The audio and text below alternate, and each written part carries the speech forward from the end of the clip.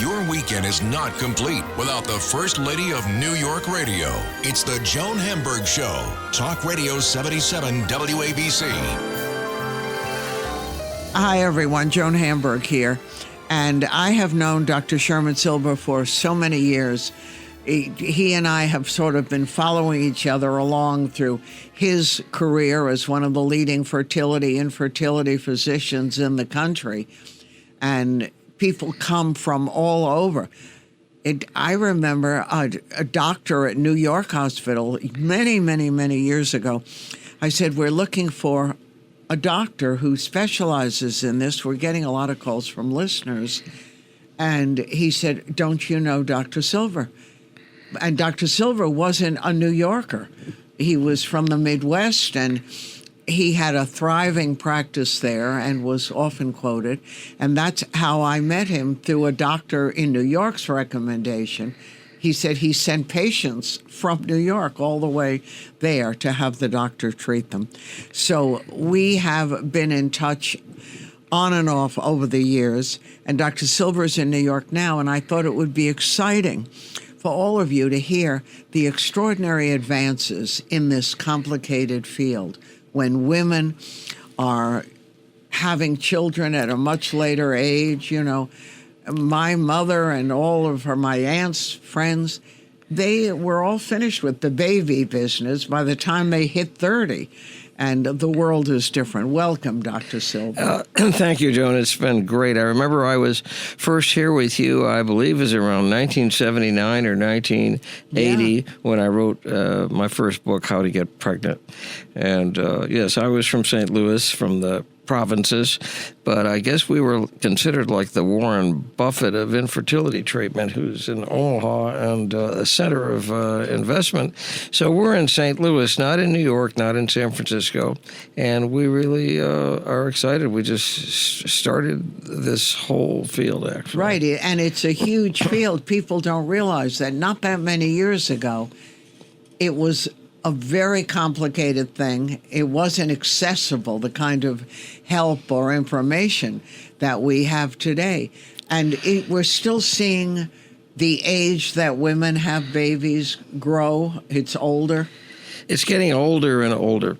And it's good in the sense that society has allowed women to be truly equal, to get their PhDs, to have their career, and not to have to marry just for security the first guy that they kind of like when they're 20. So because of that, both men and women want to get to know each other before they decide to have children, and usually that's sometime over the age of 35. And by then, the eggs are beginning to deteriorate. The men's sperm is not deteriorating. Men have sperm stem cells, and men can be fertile at 100, like Strom Thurmond had a baby at age 81. God bless him, right? And they used to call him Sperm Thurmond in the Senate, actually. But for women, it begins to go downhill at 35, and for some women, 1% of the women population, it goes down much earlier in the 20s. So it's a bell-shaped curve, but on average, 35 is the time when you begin to see the eggs deteriorate. And I'm sure you see and hear a lot of this in your practice. I will have young women say to me, you know, my mother's worried I'm getting old, but I'm not worried because I froze my eggs. And are you seeing a lot of that? Is that the most effective way if you're not ready to? I recommend it highly for almost any woman in her 20s because it's so likely that she's going to show up otherwise at a fertility clinic at 38 and her eggs aren't going to be so great. I mean, she could get pregnant, but she won't be in a super high success rate category at age 38, even with IVF. So it sounds very, very aggressive. But it isn't. If you really know the facts, I think women in their 20s, sometime before they turn 30, ought to have their eggs frozen. And it might require 2 or 3 sittings because... Really? It doesn't always work, though. Well, no, you ought to have 30... The majority of human eggs aren't fertile anyway, even in young women. So you ought to have 30 eggs frozen to have a 97% chance of at least 1 or more baby. Well, that's pretty exciting. And that could be 1 or 2 or 3 cycles of freezing. Wow. But it works. And we really could. We started doing it in 2003. with a technique we call vitrification, and we were the first to bring that to the United States. It was developed in Japan, and we've improved it a lot since then. But it wasn't popular. No one believed it, except it really worked. You could freeze embryos, not so great, but freeze them.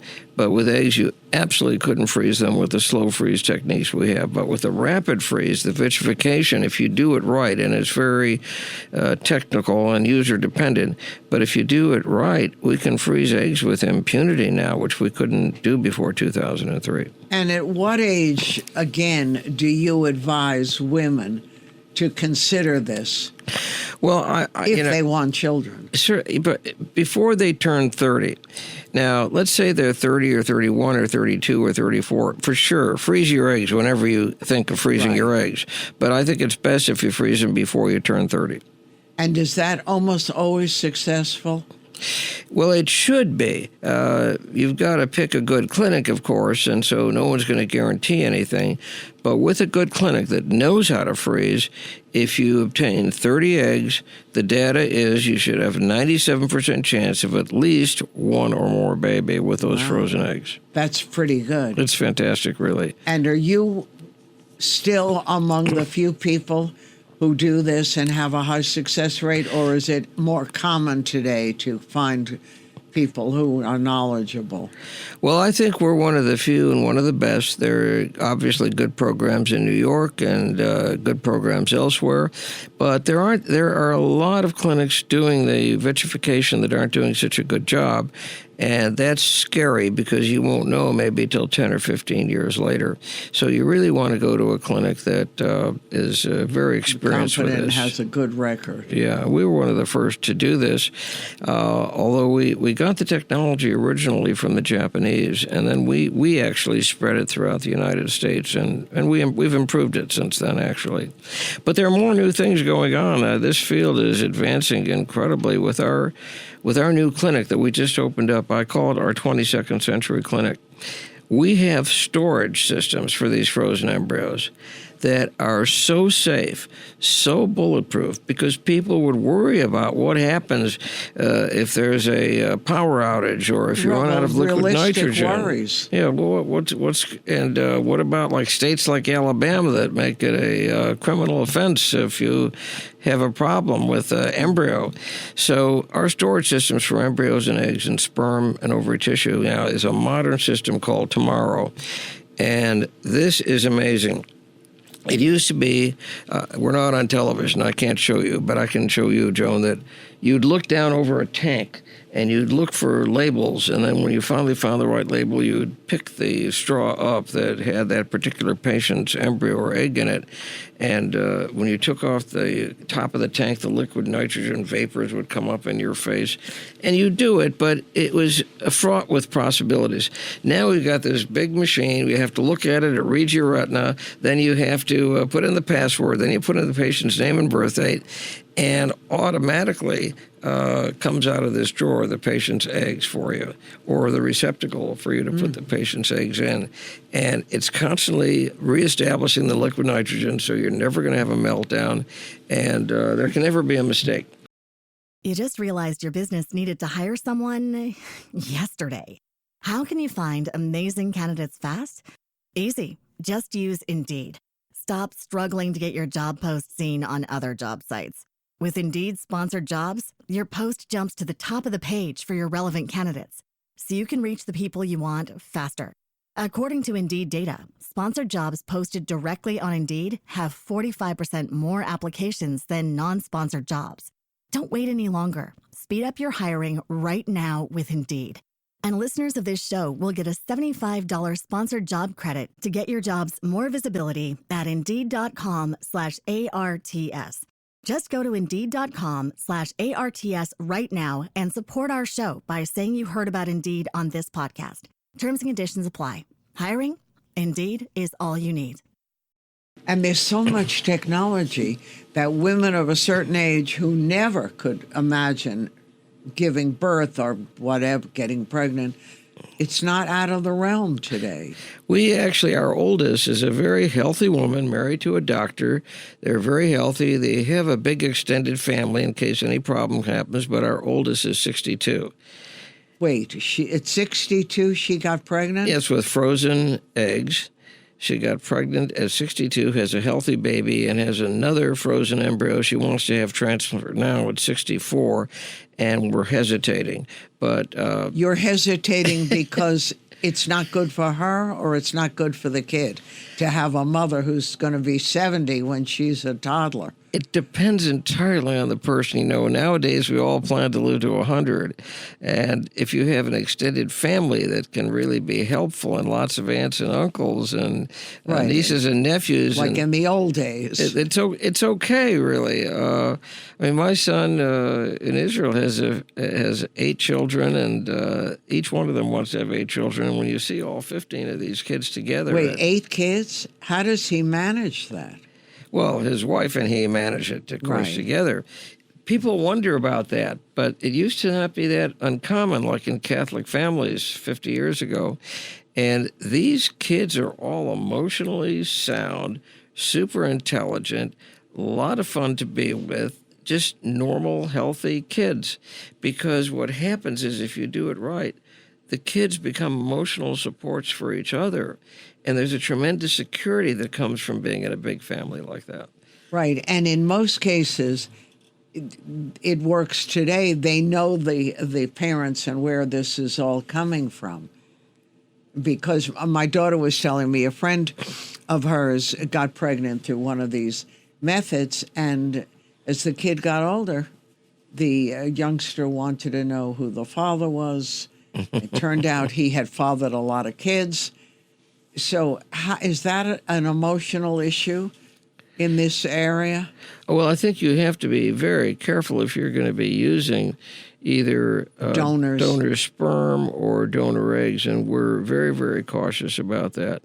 There's been a lot of population studies on that. So our egg donors for women that need donor eggs come from all over the world. And so there's just virtually no chance that there's going to be any accidental consanguinity. And we don't let them we don't allow them to have done many donations. And so the population geneticists have found that this is completely safe. The way we do it, I think there are some terrible people in the past that have just done it in a sloppy way. And of course, you just don't go to those people. Uh-huh. And from your experience, the younger you are, I don't mean, at a realistic age, the better your chances are of having a healthy pregnancy and a healthy child? It all depends on the age of the egg. It doesn't matter how young you are. You're right. Our 62-year-old, I like to brag about, has a very healthy child, and she's fantastic, and they go running and playing in the playground every day, and there's a great extended family. The only issue is the age of the egg. A woman at almost any age can carry a baby. That is really interesting. Yeah. And that's new. So it's like Santa Claus, almost every day, some new discovery that makes it possible. Oh, yeah, and what we're working on now is that we, at least in the mouse, we're totally successful, and we're collaborating with the Japanese. We can actually take a skin biopsy. And we've done that. We have many 55-year-old women run out of eggs. We've taken a skin biopsy, converted them to stem cells, convert those stem cells to primordial germ cells, and then it's just a matter of time before we can convert those primordial germ cells into eggs. Totally successful in the mouse, leading to healthy baby mice. So eventually it'll be successful in the human. How now, when you have something like that you're working on, how long a period is that before reality takes place? We're all guessing. All the scientists working on this, putting their heads together, are guessing it'll be 10 years. Yeah, so that's exciting. Yeah, it really is. All these new modern marvels. And these women can really now wait, right, as long as they freeze their eggs. Well, yeah. No, if they are 50 years old, they don't want to wait until they're 60 for this to come about. And they're probably going to want to use donor eggs. But if they're 30 or 35 and they have no eggs and they never froze their eggs, premature ovarian failure, many of them are looking forward to the future with stem cells. Yeah, but from your experience, can a 55 or older woman do this? You know, she's not too tired, she's not working, or if she is, how does she do this? Well, I know you know my friend here in New York, Zev Rosenwachs, and Zev and I had a discussion many years ago, and to our amazement, these older mothers tend to have more competent children. And that's because it meant so much to them that they spend so much time with the baby, and those first 2 or 3 years with the baby are everything for intelligence and personality and character development. And so it's amazing the older mothers actually have more competent children. Right. And what advice do you give women who are in late relationships or who decided they want to bring up a child even if they're alone? What do you tell them? When? We see that all the time, and I certainly encourage them to do it because it's something intrinsic inside of all of us. Maybe when we're 25 or 30, we figure out children aren't for me. I mean, it's too much of a distraction, too much work. But those same people, by the time they're 45 or 50, wish they had a child.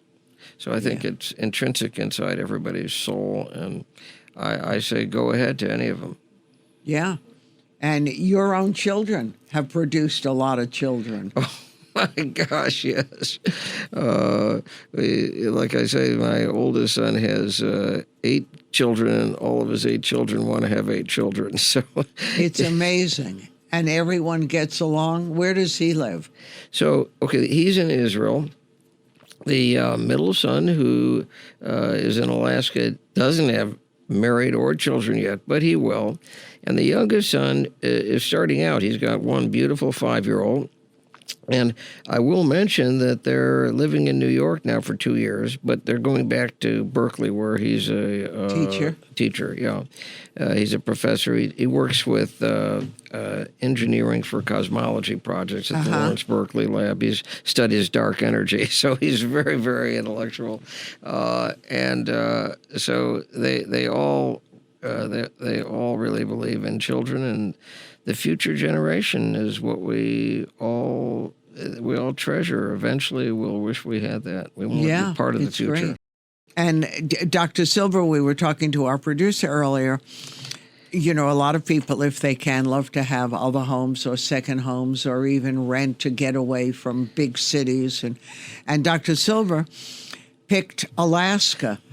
Like, I was always curious, what brought you to Alaska? You didn't grow up there. It wasn't like...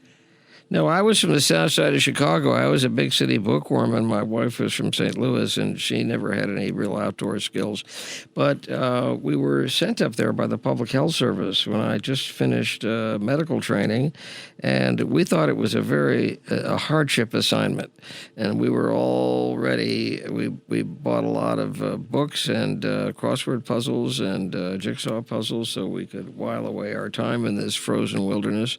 But then we got up there, our eyes were opened up. We came outdoors lovers. We were immediately greeted. Our patients were this way, but other doctors, everybody was the outdoors. They taught us how to fish and how to camp and how to climb. That hadn't been part of your life before. It hadn't been part of our life, but when my wife was 21 and I was 24 and we first went up there, we immediately embraced it. Fell in love. We knew we couldn't live without it.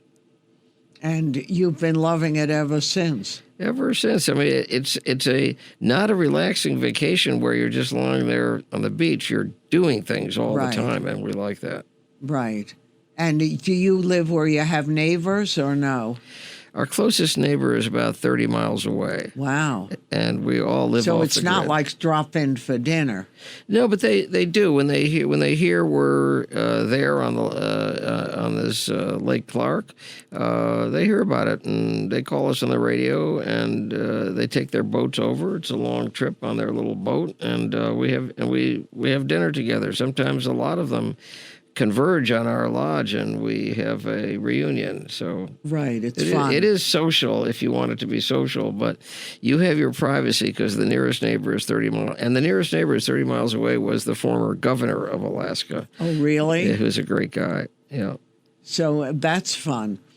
Do you actually get to spend time there? Well, I wish I could spend more, but I'm so busy with my medical practice. So we go every summer, and we manage to spend 2 or 3 weeks there. All right. I love seeing you, Dr. Silber. And for those of you who are involved in this process, it's a possible world. There's a lot of exciting things happening. So don't give up. Do your homework. Find out who's practicing and who's doing the best work in your area, or go to another area and find out. Anyway, thank you for sharing, Dr. Silber. I look forward to visiting with you again. I'm Joan Hamburg, and you're listening to WAVC.